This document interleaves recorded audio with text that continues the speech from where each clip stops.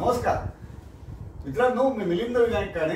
कल्याणच्या संगाती या कल्याण चॅप्टर मेंबर्सच्या घरगुती मुलाखतींच्या सोहळ्यात आपलं पुन्हा एकदा मनापासून स्वागत करतो. आज आपण भेटणार आहोत कल्याण चॅप्टर मेंबर आणि आर्थिक गृहोद्योगच्या सर्वेसर्वा आरती जोशी यांना. आरती, हॅलो. आज तू वेळात वेळ इथे काढून आलीस. तुझं इतकं बिझी शेड्यूल असतं, मुलाची परीक्षा त्या तोंडावर आहे, मुलगा 10वीत असल्यामुळे, आणि त्यात परत तुझ्या खानपान सेवेच्या पदार्थांच्या वेगवेगळ्या ऑर्डर असतात. पण त्यातून सुद्धा तू वेळ काढलास आणि आज इथे इंटरव्ह्यू द्यायला आलीस, त्याबद्दल पहिल्यांदा मनापासून आभार मानतो. सुरुवात करायची. आजपर्यंत तू बरेच इंटरव्ह्यू पाहिले असशीलच, त्यामुळे तुला कल्पना आहे की आपण इंटरव्ह्यू कसा करतो. त्यामुळे अगदी सुरुवातीला जो सगळ्यात प्रश्न विचारतो तोच आपण बालपणापासून सुरुवात करूया. बालपण, शाळा आणि कॉलेज याबद्दल जरा सांग. नमस्कार, मी आरती जोशी. सर्वप्रथम तुमचे आभार मानते की तुम्ही मला इंटरव्ह्यूसाठी इथे बोलवलंय. तर बालपण माझं हे मुक्ताईनगर तालुक्यामध्ये एका खेडेगावातलं आहे. पूर्ण निसर्गाच्या सान्निध्यात माझं बालपण गेलंय. 1ली ते 7वीचं शिक्षण तिथे झालं. पुढचं शिक्षणासाठी म्हणजे पुढची शाळेची सोय तिथे नव्हती, म्हणून तालुक्याच्या गावाला आम्ही शिफ्ट व्हायचं ठरवलं आणि तिथून पुढचं माझं शिक्षण आहे वरणगावमध्ये गेलंय. 8वी ते पूर्ण विद्यालयीन शिक्षण मी वरणगावमध्ये घेतलेलं आहे. अच्छा, वरणगाव तालुका कुठला आणि जिल्हा कुठला? वरणगावचा तालुका भुसावळ आणि जळगाव जिल्हा. अच्छा, जळगाव जिल्हा. बरं, सगळं लहानपण आणि शिक्षण हे खानदेशातलं आहे. वा, ग्रेट. हा, म्हणजे चवीचा पारंपरिक वारसा हे जे आहे ते तिकडनं आलेलं. Very good. मग कॉलेजचं शिक्षण कुठून झालं? कॉलेजचं शिक्षण हे उत्तर महाराष्ट्र विद्यापीठ इथलं आहे. वरणगावमध्येच आमचं इथे कॉलेज छोटंसं त्यावेळेस ओपनिंग झालेलं, कॉलेजचं सुरुवातच होती. तिथेच माझं वरणगावमध्ये शिक्षण, पूर्ण शिक्षण. तिथून पुढच्या शिक्षणासाठी परत म्हणजे डिग्री पर्यंतचं, BA पर्यंतचं शिक्षण तिथे होतं. पुढचं घ्यायचं, MA करायचं किंवा पुढे काय करायचं असेल तर मग परत प्रवास आला. बसचा प्रवास मला झेपणारा नव्हता. बरोबर, मला त्रास होतो बसचा. बाय रोड प्रवास मी नाहीच करत अजून, पण बाय रोड नाहीच, बाय ट्रेन बस लागते. हो, बस लागते. अच्छा, त्यामुळे शिक्षण थांबवावं लागलं. अच्छा, पण तू आर्ट्स ग्रॅज्युएट झालीस? हो, आर्ट्स ग्रॅज्युएट. DYBA कम्प्लीट केलं? कम्प्लीट झालेलं आहे. तुझं बेसिक महाविद्यालयीन शिक्षण हे सगळं खानदेशातून झालेलं आहे असं म्हणताय. Great, fantastic. आता आपण थोडंसं परिवाराकडे बोलू. इकडच्या बद्दल तर आम्हाला माहितीच आहे, पण तेही तू सांगावंस. पण माहेरच्यांकडची आम्हाला थोडीशी माहिती सांग. माहेर ही एकत्र कुटुंब पद्धती. माहेरचा परिवार तसा भरपूर मोठा आहे. त्यातल्या त्यात माझे आई वडील स्टेट बँकेतनं सेवानिवृत्त आहे. आई गृहिणी, एक भाऊ आणि एक बहीण आहे. बहीण पुण्यात असते आणि भाऊ आहे तो कल्याणमध्येच असतो. तो जॉबला ऐरोली जॉब अपडाऊन असतो त्याचा. आणि मी आर्थिक गृहोद्योग. मग 3 भावा-बहिणींमध्ये तुझा नंबर काय? मी सर्वात मोठी. अच्छा, मग त्याच्यानंतर बहीण का भाऊ? त्याच्यानंतर भाऊ आणि मग धाकटी बहीण. अच्छा, म्हणजे तुमच्या दोघींमध्ये भाऊ आहे आणि भाऊ देखील कल्याणमध्ये असतो आणि ऐरोलीला नोकरी करतो. त्यामुळे कल्याण ऐरोली चांगलं, म्हणजे माहेरचं कोणीतरी कल्याणात आहे. वा, उत्तम. आणि आता सासरच्यांबद्दल थोडंसं सांग. सासरच्यांमध्ये सासूबाई आहेत. सासूबाई गेल्या वर्षी एक्सपायर झाले. आणि नणंद असते, ती पालीला असते. अच्छा, म्हणजे बल्लाळेश्वरचं. वा, क्या बात. बल्लाळेश्वराच्या शेजारीच त्यांचं घर आहे. वा, क्या बात. आणि माझे मिस्टर पौरोहित्य करतात, वैभव जोशी. हे 25 वर्ष ते कल्याणात आणि कल्याणाच्या बाहेर त्यांचं पौरोहित्याचं चालू आहे. आणि वैभव जोशींना उभं कल्याण ओळखतं. त्यामुळेच माझी ओळखही सुरुवात झाली. अगदीच. आणि मुलगा आहे 10वीला. मोठी मुलगी आहे ती BSc दुसऱ्या वर्षाला आहे. BScच्या आहे ती. मुलीचं नाव वेदिका. मुलीचं नाव वेदिका, मुलाचं नाव वेद. अच्छा, ती आता पुण्याला असते? नाही, रुईया. अच्छा, रुईया कॉलेजला. बर. आणि मुलगा आता 10वीला आहे. हा, त्याच्यामुळेच आरती मॅडम सध्या रेग्युलरली मीटिंगला नसतात हे आम्ही ऐकून आहोत. त्यामुळे काय 10वी अत्यंत महत्वाचं वर्ष आहे आणि अर्थात डेफिनेटली ते तो टप्पा पार पाडण्याकरता सिरियसली आई वडिलांचं लक्ष असणं गरजेचं आहे. प्रायोरिटी काही वेळेस बदलावी लागते. नक्कीच नक्कीच. अनुभव मी यावर्षी घेते. हो हो नक्कीच नक्कीच. आणि मुलं हुशार असली तरी लक्ष ठेवायला लागतं आणि अभ्यास करत नसली तरी लक्ष ठेवायला लागतं. काय 10वी हा पाया आहे, त्याच्यामुळे इकडनं जर सगळं चांगलं झालं तर तो प्रवास योग्य दिशेने होतो. अगदीच. आता आपण थोडंसं व्यवसाय विषय घेऊ. आम्ही आरती जोशींना चवीचा पारंपरिक वारसा आरती गृहोद्योग या नावाने ओळखतो. अतिशय चविष्ट पदार्थ आरती जोशी करतात आणि खानदेशी पदार्थ कल्याण बीबीएनजी चॅप्टरला जर कोणी इंट्रोड्यूस केले असतील तर ते आरती जोशींनी केले. आणि ते पदार्थ यापूर्वी कधी कल्याणकरांनी इतक्या सहजासहजी खाल्लेले नव्हते. बरोबर. सो या व्यवसायाची सुरुवात कधी झाली आणि त्याचा एकूण प्रवास काय तो आम्हाला ऐकायला आवडेल. आरती गृहोद्योग हा व्यवसाय सुरू असा झाला जसं कोविड महामारी हा प्रकार होता, त्यात मला माझ्या व्यवसायाची मुहूर्तमेढ करण्याची संधी मिळाली. करेक्ट.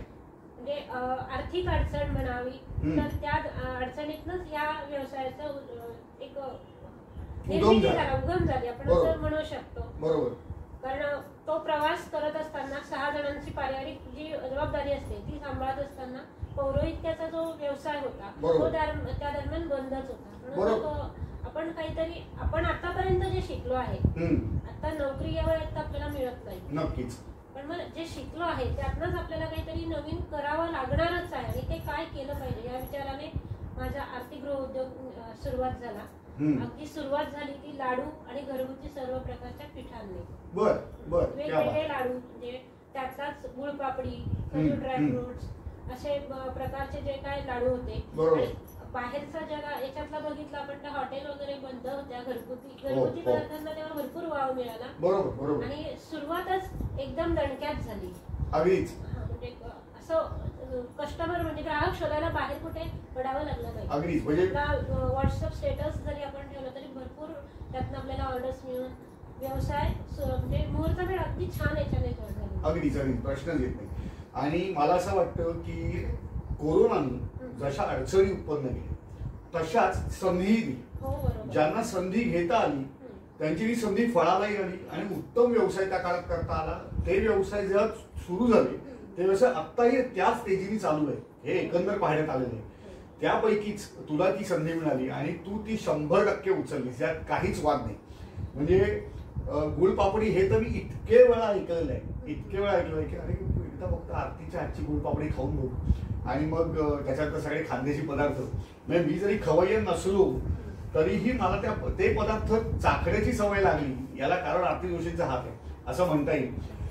पण ही जी संधी तू उचललीस, कारण कष्ट आहेत, खानपान सेवेला चिकार कष्ट आहे आणि माणसं जर हाताखाली ठेवली तर त्यांना सांभाळणं ही पूर्ण मॅनेजमेंट ही सुद्धा तितकी सोपी नाही. मग हे तेव्हा त्या काळात कसं जमवणं?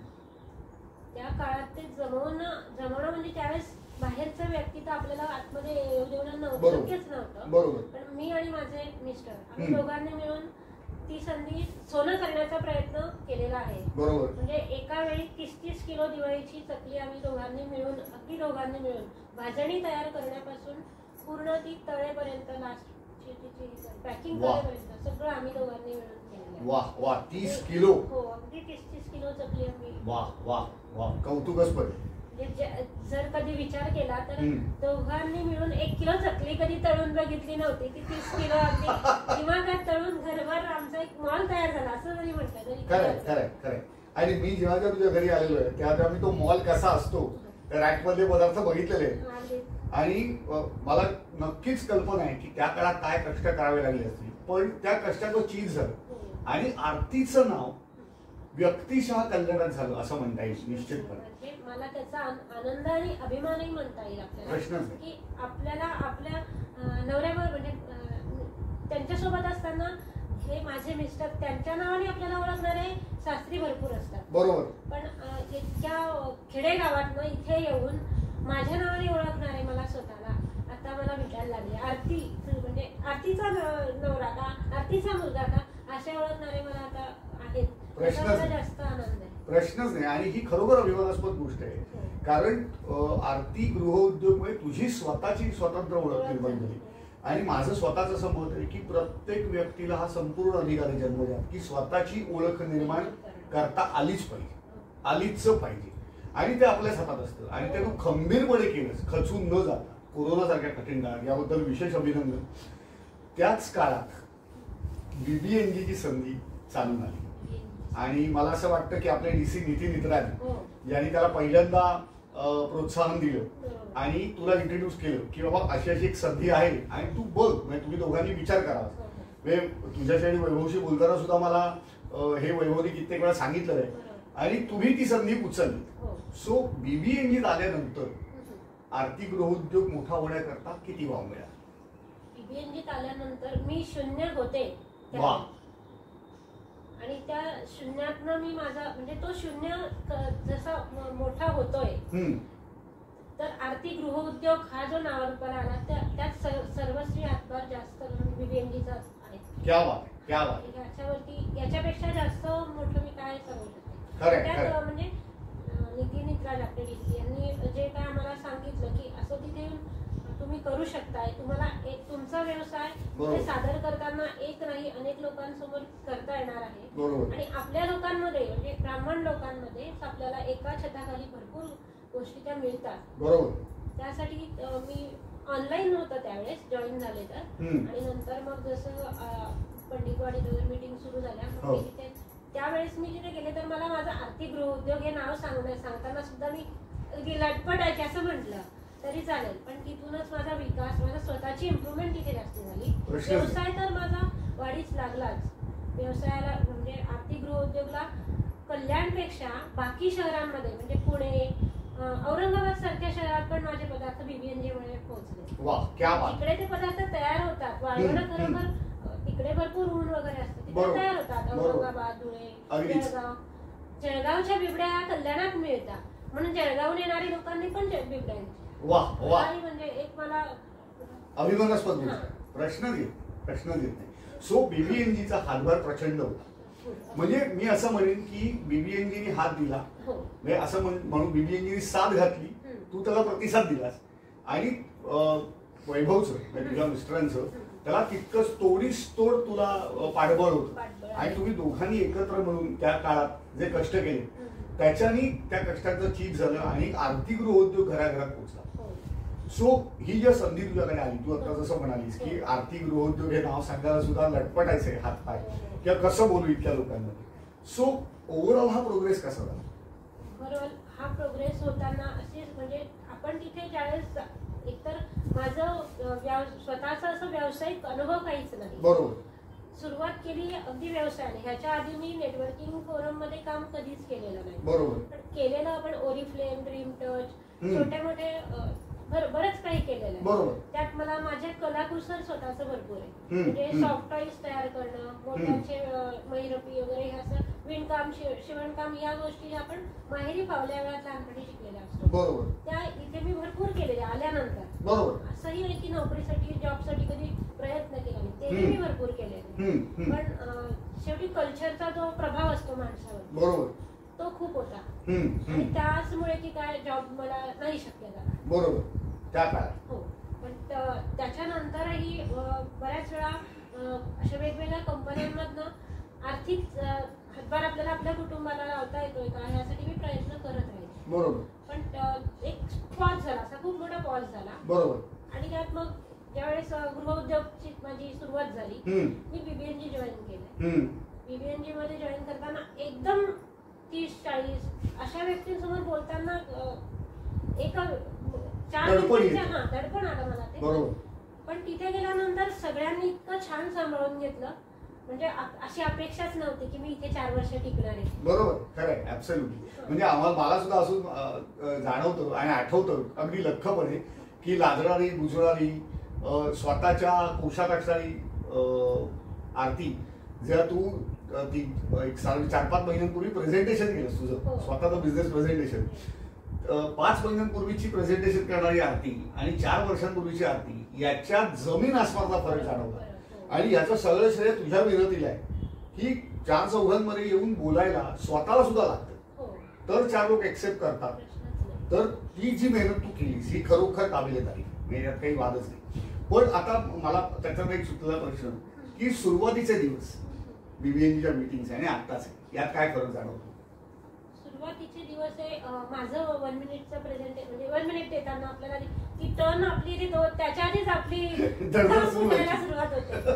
पण मग आताचं 1 मिनिट असं असतं की काहीतरी क्रिएटिव्ह आपल्याला यात द्यायचंय, आपण त्याआधीच तयार असतो. म्हणजे ते कॉन्फिडंट मी उभी असते. म्हणजे आता जसं तुम्ही म्हणाले की तू प्रेझेंटेशन दिलं की त्यातनंच मला एक बळ मिळालं की मी 15 मिनिटं प्रेझेंटेशन न अडखळता तुमच्या सर्वांसमोर देऊ शकते. आणि त्यात सहकार्य तुमच्या सर्वांचं म्हणजे आपल्या बीबीएनची तिथल्या सगळ्याच सभासदांचं नक्कीच जास्त आहे. कारण की तिथनं जो पॉझिटिव्ह आपल्याला मिळत असतं, पॉझिटिव्ह रिस्पॉन्स मिळतो की नाही तू हे करू शकते, आपल्याला एक प्रतिसाद चांगला मिळतो, त्यावेळेस आपण तिथे कॉन्फिडेंटली उभे राहू शकतो. नक्कीच. आणि मला असं वाटतं की याच्यात वैभवचा तितकाच हात आहे. कारण वैभवनी बाहेर राहून जे तुला पाठबळ दिलं की नाही ठीक आहे तू मागे बढो हम तुम्हारे साथ आहे. कारण मी जितक्या वेळा वैभवला भेटलेलो आहे त्याचं पौरोहित्यातलं प्रावीण्य तर उभं कल्याण नाही की तो काही काल परवा पौरोहित्य करत नाही. आज 2 दशकांपेक्षा जास्त काळ तो पौरोहित्य करतोय आणि बऱ्याच वेगवेगळ्या लोकांकडे गुरुजी म्हणून त्याला दर वर्षाला बोलवलं जातं आणि बरेच विधी तो बऱ्याच जणांकडे रेग्युलरली करत असतो. त्यामुळे वैभव जोशी हे नाव कल्याणात ओळखीचं आहे. पण आरती जोशी हे नाव गेल्या 4 वर्षात प्रचंड ओळखीचं झालं. सो हा जो प्रवास तू सांगितलास त्याबद्दल कल्याण चॅप्टरच्या सगळ्याच सभासदांचा हात आहे. पण मला असं वाटतं विशेषतः आपले DC आपले त्यावेळेचे चॅप्टर आहे प्रमोद सर यांचा प्रचंड मोठा हात आहे. कारण आई आपल्या सगळ्या मित्रमैत्रिणी की प्रत्येकाने तुझ्या पदार्थाला डिमांड आणून दिली किंवा अर्थात त्याला क्वालिटी तितकी मॅटर करते. सुरुवातीला प्रत्येक जण पदार्थ घेतो पण जर क्वालिटी आवडली नाही तर तो घेत नाही. सो हे पदार्थ वेगवेगळे जे तू केलेस ते बीबीएनच्या प्लॅटफॉर्मवरती आणावे आणि त्याची व्हरायटी करावी हे कधी सुचलं? सुरुवात झालेली पिठा आणि लाडू जे मी स्वतः तयार करते. त्यात माझ्या माहेरचा वारसा मला की माझ्या माहेरी वाळवणाचं बरंच काही आणि खानदेशाचं वाळवण हे प्रसिद्धच आहे. अगदीच. म्हणजे तुम्ही कुठेही नाव घेतलं खानदेशचं वाळवण आहे की तिथली ती वस्तू घेतलीच जाते. असं प्रसिद्ध. तर त्यातनं मला माहेरच्यांनी सुचवलं की हेही तू सुरुवात करून बघ. 1-1, 2-2 किलो तू घेऊन बघ. पहिल्या ह्याच्यामध्ये आम्ही 2-2 किलोचा ट्राय केलेला, तो अगदी सक्सेसफुल झाला. तिथनं सुरुवात अशीच 2 किलोच्या ह्याच्यातनं अगदी आता म्हणजे जवळजवळ 18 ते 19 प्रकारचे पापड. आणि सगळ्या प्रकारचे वाळवण, गहू कुरडई हे सगळं जे वाळवण आहे जवळजवळ 100-150 किलो पर्यंत आम्ही उन्हाळ्याच्या 4 महिन्यामध्ये सेलिंगला पूर्ण संपतो. सगळं संपतं. इथून पुढचा स्टॉक हा पुढच्या म्हणजे 7-8 महिन्याच्या हिवाळा आणि पावसाळा या याच्यासाठी भरला जातो. वा इतका प्रचंड प्रतिसाद त्या गोष्टीला येतो. याच्यातनं रिपीट कस्टमर चिका झाले प्रचंड. आणि ते एक्झिबिशन्स मध्ये म्हणजे प्रदर्शनात भाग घेऊन आणि जसं बीबीएन जी आहे आज माउथ टू माउथ पब्लिसिटी जी म्हणतो की तुम्हाला तू आवडले तुम्ही तुमच्या मित्राला रिकमेंड करताय. अशा ह्याच्यातनं माझं कस्टमर भरपूर झाले आणि रिपीट कस्टमर भरपूर आहेत. आणि रिपीट कस्टमर आहे हे जास्त कौतुकच. कारण रिपीट कस्टमर तेव्हाच येतात जेव्हा पदार्थाची चव आवडलेली. एकदा होतो मी काय म्हणतो एकदा होतं ते ट्रान्झॅक्शन. ते एखादं दुकान दिसलं म्हणून मी चालता रस्त्याने आलो बघितलं आवडलं नाही तर मी त्या रस्त्याने परत जातो पण परत येत नाही. पण आरती गृहोद्योगकडे अहो ते आहे का, हा पापड आहे का, हे लाडू आहेत का, हे मागायला लोक येतात. नसतील तर थांबतात ऑर्डर देऊन. हे विशेष कौतुकास्पद आहे. आता मी थोडं तुझ्या पदार्थांच्या व्हरायटीकडे येणार आहे. बऱ्याच प्रकारची वाळवणं तू करतेस त्याप्रमाणे बऱ्याच प्रकारचे लाडू करतेस. त्या लाडवात कोणकोणती व्हरायटी असते? लाडवांमध्ये व्हरायटी झाल्या तर सुरुवात ही शिंगाडा लाडू आहे. शिंगाड्याचं जे काय आहे त्याचा गुणधर्मच उष्ण आहे. तो आपल्या इकडे जरी कमी खाल्ला जात असला पण तो उपवासाला चालतो. तो आमच्याकडे नेहमीच केला जातो. सुरुवात झाली त्या लाडूपासून. उपवासाचे प्रकार आहेत. हिवाळ्याचे सीझनल लाडू असतात. नंतर डेलीला आपण बेसन लाडू वगैरे नॉर्मल दिवाळीचे पदार्थ. पण डेलीला त्यातल्या त्यात व्हरायटी म्हणून मिक्स डाळींच्या पिठाचे लाडू किंवा गुळपापडीचा लाडू हा आहे. त्यात खजूर ड्रायफ्रूट म्हणजे काही लोकांना असते मला गुळ चालत नाही माझ्या साखर आहे त्यातल्या त्यात तो हेल्दी पण हवा आहे. त्यात नाचणीचा लाडू होतोय. त्यात खजूर ड्रायफ्रुट्स हा खूप म्हणजे अगदी जास्ती मागणीचा लाडू आहे. आणि मी एकदा खाऊन बघितलेला आहे. आता तो मला परत लागणार आहे. आता मध्यंतरी नसल्यामुळे मी म्हटलं जाऊ दे, आता जरा वेल फोकस आहे. पण मी आत्ताच तुला सांगून ठेवतो, जसं मी काय सईला सांगतो की ड्रायफ्रूट संपले, तसं तो मी आत्ताच सांगून ठेवतो की ड्रायफ्रूटचा लाडू केला की इमिजिएट मला एक मेसेज कर व्हॉट्सअपवरती. Continue please. तर त्यात म्हणजे तो खजूर ड्रायफ्रुट्स त्याचा आपण बोललो, असे वेगवेगळ्या व्हरायटीज मध्ये लाडू म्हणजे तुम्ही हे करू शकता, आम्हाला सांगू शकता. बरोबर. आणि पिठांचेही प्रकार आहे. त्यात उपवासाचे पीठ आहेत, साधी नॉर्मल पिठा जी डेलीला लागतात. त्यात काही कस्टमर माझे डेली म्हणजे 15 दिवसांनी एक कॉल येतोच की मला 5 किलो कणिक पाठव, मला 6 किलो म्हणजे 8 किलो कणिक पाठव. ज्वारीचे पीठ आहे, ज्वारी बाजरी म्हणजे जी काय ही बाय ऑर्डर दिली जाणारी आणि घरी माझी घरगंडी आहे त्यात दिली जाणारी पीठ. क्या बात आहे. आणि म्हणूनच की आपण म्हणतो की चवीचा पारंपरिक वारसा, ते माझ्या त्या टॅगलाईनला शोभणारच, म्हणजे तसंच मला हे करणार. बरोबर. त्यात नारळाची वडी ही आपण म्हणू शकतो की बीबीएनजी मध्ये एक खास कस्टमर कंपल्सरी महिन्याला आहे, शिल्पा वाटे.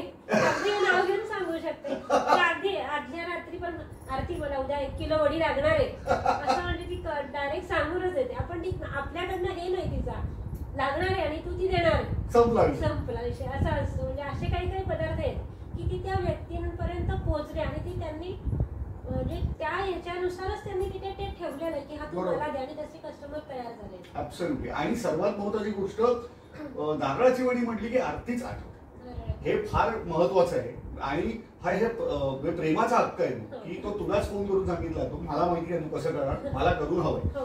असे कस्टमर मिळायला भाग्य लागतं. आणि ते भाग्य नुसतंच मिळत नाही, तर ते प्रचंड मेहनतीतून मिळतं आणि ती तू केलेली आहे. थोडं पुढे जाऊ आणि नेटवर्किंग फोरमचे फायदे जे तुला मागच्या 4 वर्षात कळले आणि त्याचा तू पूर्णपणे लाभ घेतला, तर एखाद्या व्यक्तीने नेटवर्किंग फोरम का जॉईन करावं असं तुला वाटतं? नेटवर्किंग फोरम जॉईन करताना आपला उद्देश हा पहिला असणारच की आपला व्यवसाय वाढवा. बरोबर. व्यवसाय तर नेटवर्किंग फोरम मध्ये वाढतोच. बरोबर.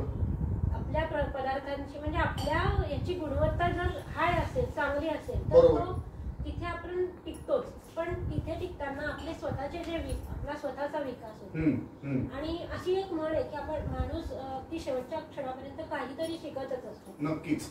अशी जी आहे म्हणणं, तर ती इथे आपल्याला लागू होते की आपण आपला व्यवसाय करताना, आपल्या व्यवसाय सांभाळताना आपल्याला काहीतरी प्रत्येक वेळेस शिकायला मिळतं. प्रत्येकाकडनं काही ना काही शिकायलाच मिळतं. कोणीही ते कमी नसतं आणि कोणीही जास्ती नसतं. खरं. तिथे आपल्याला तिथे शिकायला मिळतंच.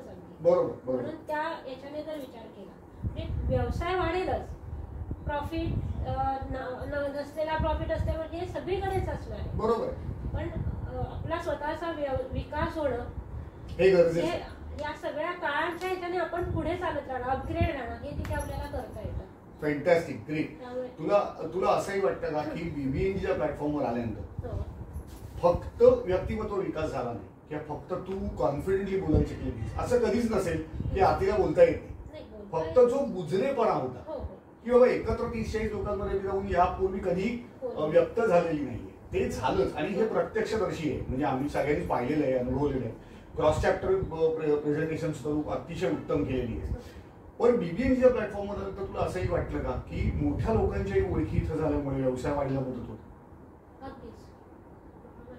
म्हणजे आपण अगदीच आता आपल्या डीसीचं जरी उदाहरण घेतलं, एवढ्या मोठ्या मानाने म्हणावं, आदराने म्हणावं, प्रमोद सरांचं उदाहरण घेतलं, म्हणजे ह्या मोठ्या व्यक्तींकडे आपण आपला 40 रुपयाचा प्रॉडक्ट घेऊन जाणार तर नाही आहोत. आणि तिथे जाऊन आपली ओळख नसताना आपण तिथे आपल्या त्यांना ठेवणं म्हणजे तेवढा वेळ ते आपल्याला देऊ शकतील की नाही हा मनात प्रश्न येतात. पण बीबीएनजीमुळे अगदीच म्हणजे डॉक्टर, इंजिनियर, वकील अशा वेगवेगळ्या व्यवसायातल्या लोकांशी आपल्याला कनेक्ट करता आलं. आणि त्यांच्याशी बोलताना आपण कसं असावं, काय करावं, या सगळ्या गोष्टी आपण तिथे शिकू शकतो. बरोबर. आणि माझं तर मत असं आहे की ही मोठी माणसाला बोलतात 5 मिनिटं, पण 5 मिनिटात हे असं काहीतरी देऊन जातात की जर ते माणसाला घेता आलं तर माणसाचा विकास आणि वाढ हे दोन्ही नक्की. फॅन्टॅस्टिक. मित्रांनो, आपण गप्पा मारतोय आणि मैफल सुरेल रंगलेली आहे आरती गृहउद्योगच्या आरती जोशी यांच्याबरोबर. आता आपण शेवटच्या टप्प्यात आरतीला काही मजेदार प्रश्न विचारतो आणि मग त्याच्यानंतर जाणार आहोत रॅपिड फायर राऊंडसाठी. आता मी येणारे मजेदार प्रश्न हे कशावर आहेत तर ते आरतीची आवड आणि आरतीचे छंद. निश्चितपणे इतकं काम केल्यानंतर म्हणजे खानपान सेवेला प्रचंड कष्ट लागतात आणि ते तू आणि वैभव दोघेही मिळून करता. तुमच्याकडे टीमही आहे जी तुमच्यासाठी काम करते, कारण मॅनपॉवर असल्याशिवाय शक्य नाही एवढा मोठा डोलारा उभारणं. सो ह्यातनं वेळ काढून आरती आपल्या आवडीच्या आणि छंदाच्या अशा कुठल्या गोष्टी जोपासते? आवडीच्या आणि छंदाच्या गोष्टी जोपासणं म्हणजे त्यात मला माझं फावल्या वेळामध्ये आहाराची आयुर्वेदाची अशी पुस्तकं वाचायला आवडतात. वा क्या बात. म्हणजे ज्यात आता हे व्यवसायाशी निगडीतही आहे, बरोबर, पण ते आधीपासून सवय आहे. अच्छा, म्हणजे आजोबांकडनं आलेली ती सवय आहे. वा, म्हणजे आईचे बाबा नाही, वडिलांचे बाबा. अच्छा, आयुर्वेदाचं ज्ञान होतं. बर क्या बात. घरामध्ये कसा तो परिसरच तसा आणि अगदी निसर्गाच्या ह्याच्यात मी वाढलेली आहे. म्हणजे बरोबर, तिथे मी 4थी ते 5वी पर्यंत इलेक्ट्रिसिटी पण आमच्या ह्याच्यात नव्हती. वा वा वा. कधी विचार केला ना आपण तर 1ली ते 7वीच्या शिक्षणात न चप्पल घालता आम्ही शाळेत गेले नाही. जिल्हा परिषदेची शाळा.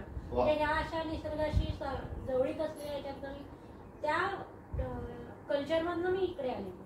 इकडे सगळं झाडांचं जंगल आणि इकडे सगळं सिमेंटचं जंगल असा सगळा प्रकार आहे. बरोबर आहे. दोन टोकाचं जग तू बघितलेलं की एक सिमेंट कॉन्क्रीटच्या जंगलात आता तू राहतेस आणि प्रत्यक्ष जंगल म्हणजे काय हे तू अनुभवलेलं आहेस. वा, मी समजू शकतो की 1ली ते 7वी तू जो काळ म्हणतेस तो काळ कसा असेल.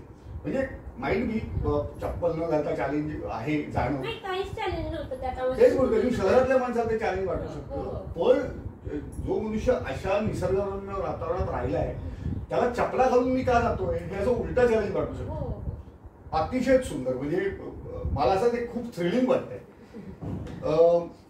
सो आवडीनिवडी तू छंद हे बोललीस, ह्याच्या व्यतिरिक्त काय तिला करायला आवडतं फावल्या वेळेमध्ये? मी म्हणजे सॉफ्ट टॉईज मोत्याच्या वस्तू तयार करणं म्हणजे मंजपी, सुपारी, म्हणजे त्याचंही मला तोही माझ्या व्यवसायाशी निगडीतच आहे. सुजाता जोगदंड करतात तसं. हो, मोत्याच्या संदर्भात सगळं. रुखवताच्या भरपूर ऑर्डर्स मी आधी घ्यायचे. वेळ अभावी त्याला वेळ देता येत नसेल. एका कुठल्या तरी बिझनेसवर फोकस करावं निश्चितपणे. प्रश्नच येत नाही. त्याच्याशिवाय नाटक, सिनेमा, गाणी ऐकायला आवडतात. जेवढा सुरेल गळा नाहीये पण गाणी ऐकायला नक्कीच आवडतात. हिंदी, मराठी? हिंदीमध्ये किशोर कुमार जी जुनी गाणी आहेत ती लहानपणापासून आवडतात. Classical hits. आणि गायिकांमध्ये आवडतं कोण? गायिकांमध्ये म्हणा तर लता मंगेशकर, आशा भोसले, नंतर मराठी गाण्यांमधली भावगीतं वगैरे माझ्याकडे सगळे मी माझे लहान 7वी 8वी वयातले ते एक आपले छंद असतात ते रजिस्टर अजूनपर्यंत जपून ठेवलेले आहेत. मी माझ्या स्वतःच्या हाताने ती आवडलेली गाणी लिहून ठेवायचे आणि जपून ठेवलेली. बर. मग ती गाणी कुठली? एखाद 2 गाणी? तो एक मोठाच म्हणजे कैवल्याच्या चांदण्या. वा क्या बात. अप्रतिम गाणी, अप्रतिम. भातुकलीच्या खेळामध्ये अरुण दाते आणि अभिषेक सुरेख दोघेही दिग्गज. आणि गाणी पण सोपी नाहीये. गाणंही सोपं नाही पण ती नितांत सुंदर ऐकायला आवडतात. नक्कीच गाता येत नाही, चाल नसेल पण ते ऐकायला नक्कीच आवडतात. नक्कीच. तीच माझी आवड मी माझ्या मुलांमध्ये जोपासली आहे. मुलीला मी माझ्या सुगम संगीतामध्ये विशारदा म्हणजे ती आता 4 परीक्षा झालेल्या आहेत. वा वा वा सुरेख. हे माहिती नव्हतं, हे पहिल्यांदाच कळलं. वा वा, ग्रेट. मित्रांनो, हे ना मुलाखतीत अशा गोष्टी सगळ्या कळत जातात ज्या माहिती नसतात. की वेदिका ही सुगम संगीतात 4 परीक्षा देऊन पास झालेली आहे हे आत्ता कळतंय. आणि मला असं वाटतं म्हणूनच कल्याणचे सांगलीचं खरं यश हे की आपल्याला वैयक्तिक आयुष्यात आपले मेंबर्स काय करतात, त्यांचे छंद काय, त्यांच्या आवडी काय, ते कसे जोपासतात हे कळतं. आरती पुढे जाऊ. अगदी शेवटचे 2 प्रश्न आणि मग आपण रॅपिड फायर राऊंडकडे बोलू. वैभव जोशी कल्याणात अतिशय सुप्रसिद्ध नाव जेव्हा आपण पौरोहित्याबद्दल बोलतो. सो वैभवचा या सगळ्या व्यवसायाकडे बघण्याचा दृष्टिकोन आणि त्याचा पाठिंबा याबद्दल तू काय सांगशील? पाठिंबा म्हणजे व्यवसायच त्यांच्यामुळे आहे असं म्हटलं तरी चालेल. वा. कारण त्यांनी पाठिंबा दिला नसता तर मी आर्थिक गृह उद्योग निर्माण नसते, सुरुवातच झाली नसती. आणि तिकडनं हो आल्याशिवाय पुढे जात नाही गाडी, अशी एक ती आपल्याला झालेली सवयच असते. बरोबर. ती अजूनही तशीच आहे. बरोबर. हा पदार्थाची टेस्ट तिकडे गेलेली आहे आणि ती हा बरोबर आहे, जाऊ दे पुढे, तोपर्यंत ती पुढे जात नसते. अच्छा, म्हणजे अप्रुव्हल तिकडने. अप्रुव्हल तिकडनं आल्याशिवाय ती पुढे जात नाही. म्हणून आर्थिक गृह उद्योग आणि वैभव जोशी हे दोन्ही तेवढेच याच्यात आहे. म्हणजे माझ्याशी जरी आर्थिक गृह उद्योग निगडीत असला तरी त्यांच्यामुळे तो आर्थिक गृह उद्योग आहे असं आपण म्हणू शकतो. म्हणजे पहिलं श्रेय वैभवला जातं की वैभवनी सगळीकडे सांगायचा प्रयत्न केला आणि वर्ड ऑफ माउथ रेकमेंडेशन मला वाटतं वैभवच्या ओळखीत फार लवकर झालं. माझी ओळख तर स्वतःची नाहीच हा शब्दच आहे. बरोबर. पण त्यांच्याच ओळखीतनं माझा व्यवसाय उभा राहिलेला आहे. आणि आता आपल्याला असं म्हणता येईल की तुमच्या दोघांची ओळख ऍट पार असं म्हणता येईल. त्याला 4 वर्ष जावी लागली. आणि मला असं वाटतं व्यवसायातली इन्व्हेस्टमेंट आपण म्हणतो ती काय असते, ती हीच असते की पैसा लागतो मान्य, पण भांडवला व्यतिरिक्त कष्ट लागतात, भांडवला व्यतिरिक्त इच्छाशक्ती लागते आणि ती आर्थिक गृहोद्योगनी पुरेपूर दाखवली. त्याबद्दल तुझं मनपूर्वक कौतुक आणि अभिनंदन. आता आपण शेवटच्या भागाकडे जाणार आहोत, रॅपिड फायर. तू आत्तापर्यंत इंटरव्ह्यू पाहिलेस त्यामुळे तुला कल्पना असेल आपण काय करतो. सो मी 10 प्रश्न विचारणार आणि आता आपण नवीन ट्रेंड सुरू केलाय. मी फक्त प्रश्न विचारणार, ऑप्शन देणार नाही. तेव्हा तुला जे पहिलं उत्तर सुचेल ते तू द्यायचं. नाही, असे 5 इंटरव्ह्यू ऑलरेडी झालेले आहेत, ते फक्त प्रकाशित व्हायचे. त्यामुळे सोपं हे होईल, कारण का ऑप्शन नाहीये. त्यामुळे तुला जे पहिलं उत्तर सुचेल त्या तू द्यायला मोकळी आहेस. ठीक आहे, सुरुवात करायची. ग्रेट. सो मी पहिला प्रश्न विचारतो, रॅपिड फायर राऊंडचा. गुगली नाहीये त्यामुळे उत्तर सोपं आहे. आरतीनं केलेला सर्वात छान पदार्थ कोणता असं स्वतः आरतीला वाटतं? वांग्याचं भरीत. वाह, क्या बात आहे, इमिजिएटली आलं. प्रश्न नंबर 2, खानपानचा हा व्यवसाय सुरू केला नसता तर कोणत्या व्यवसायात असायला आवडलं असतं? टीचर म्हणून प्रयत्न करते, व्यवसाय नाही, मी जॉबसाठी प्रयत्न करते. अच्छा, म्हणजे जर हा आर्थिक गृहोद्योग सुरू झाला नसता तर आरती जोशीला मी एखादं शिक्षिका म्हणून पाहू शकलो, पण बीबीएनची चुकलं. असं जे होतं चांगल्या करता होतं. प्रश्न क्रमांक 3, कल्याण व्यतिरिक्त कोणत्या शहरात आपला व्यवसाय मोठ्या प्रमाणात जावा असं आरतीला वाटतं? कल्याण व्यतिरिक्त जावा असा तर ते म्हणजे व्यवसाय म्हणाले पदार्थ सगळीकडेच पोहोचले, महाराष्ट्राबाहेर, अगदी भारताबाहेर पण आहे. बरोबर. पण आपल्याच जवळच्या ज्या आहेत ठाणे, डोंबिवली सिटीज मध्ये माझं स्वतःचं एक आउटलेट सुरू व्हावं अशी माझी मनापासून इच्छा आहे. म्हणजे मी ते करणार, प्रयत्न करायचा. आपला प्रयत्नाचे का प्रश्नच नाही, प्रयत्न आपला आहे. शेवटी फळ कधी लवकर येतं कधी उशिरा येतं, पण निश्चितपणे तुला मनापासून शुभेच्छा की ते आउटलेट लवकरात लवकर व्हावं आणि आम्ही तिथेही खायला यावं. नंबर 4, म्हणजे तुझ्याकडनं काय इन्व्हिटेशनची गरज नाही, आम्ही डायरेक्ट पोहोचू. नंबर 4, खानपान व्यवसायातील सर्वात मोठे चॅलेंज कोणते असं आरतीला वाटतं?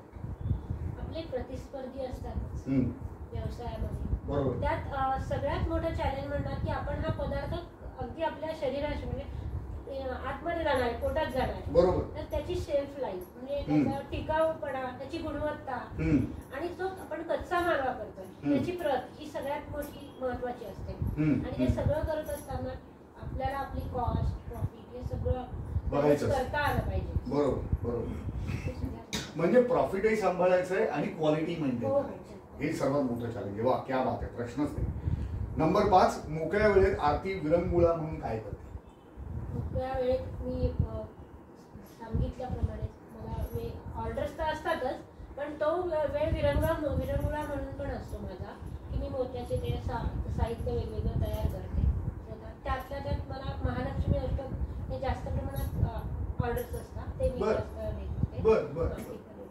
त्याच नंतर पुस्तकं वाचण्याचं आहे आवड, म्हणजे इंग्लिशच्या पुस्तकांकडे वळते. वा, क्या बात आहे, जबरदस्त. हे मला ऐकून फार बरं वाटलं, कारण ही गरज आहे, काळाची गरज आहे. आणि आरतीचं हे करू शकतं तर इंग्लिश असतं ते आपल्याला घाबरायचंही नाही, पण वाचता येतं, फक्त बोलायला जमत नाही, एवढाच फरक आहे. नाही, आणि तेही हळूहळू जमतं. ज्याच्याकडे इच्छा आहे ना त्याला मार्ग सापडतोच, वेळ लागतो फक्त. कोणता एक पदार्थ सातत्याने चांगला करता येणं हे खरं कसब आहे असं आरतीला वाटतं? पदार्थ कुठलाही असो, करताय ना सातत्याने चांगला, हे कसबच आहे. पण त्यातल्या त्यात तुम्ही असं विचारल्यानंतर डोळ्यासमोर नारळाची वडीचं डोळे, कारण ती सारखी सारखी सध्या मी करत असते. बरोबर. त्यामुळे मी सांगू शकते नारळाची वडी म्हणजे क्वालिटी कायम राखणं हे कसं काही सतत करावी. हो हो. क्या बात, जबरदस्त. प्रश्न नंबर 7, कोणत्या प्रकारची माणसं आरतीला आवडत नाही? डायरेक्ट खोटं बोलणार. क्या बात. आणि आपल्या याच्यावरती इनफ बोलणं झालेलं आहे. नंबर 8, पैसे देऊन काय बघायला आरतीला आवडते? सिनेमा, नाटक का एखाद्या गाण्याचा कार्यक्रम? असं म्हणू शकतो, गाण्याचाच कार्यक्रम. या सिनेमा आणि नाटक याकडे मी कधी वळली नाहीये. आमचा परिसर तसा नव्हता. बरोबर बरोबर. सिनेमा ओपन थिएटर पण असेल तर ते कधी मी बघितलेलं नाहीये. बरोबर. 23व्या वर्षी माझं लग्न झालं. तोपर्यंत मी फक्त तो एकच पिक्चर 10वी झाल्यानंतर बळजबरी मामाकडे गेले, भांडून गेली होती, काम दिल दे चुके सनम बघायला. एकच पिक्चर बघितलाय. म्हणजे 10वी पर्यंत माझी 10वीची परीक्षा त्यावेळेस आमच्या घरी टीव्ही घेतला. बर. म्हणजे तोपर्यंत टीव्हीची माझा काही संपर्क नव्हता. क्या बात आहे.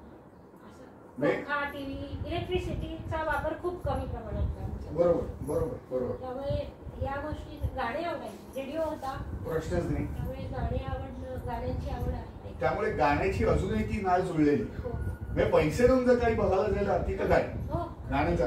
क्या बात.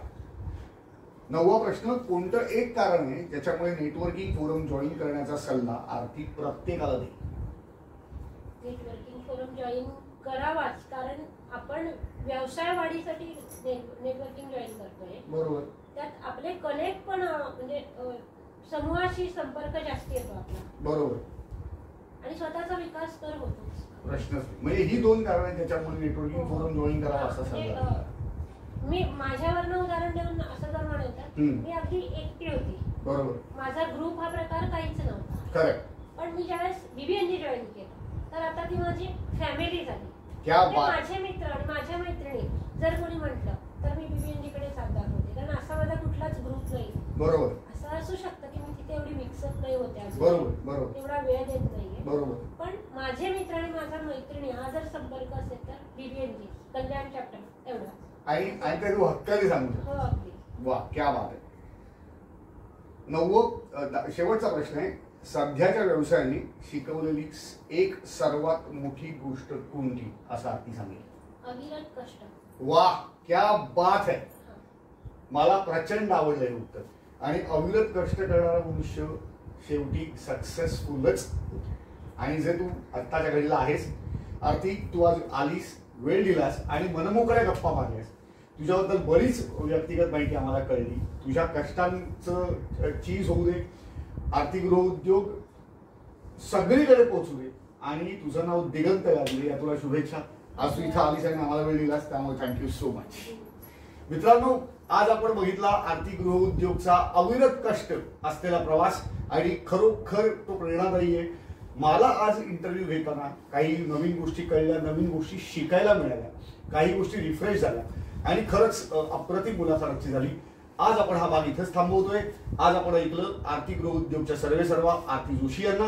पुढल्या भागात नवीन मेंबरला घेऊन भेटू. तोपर्यंत काळजी घ्या. धन्यवाद.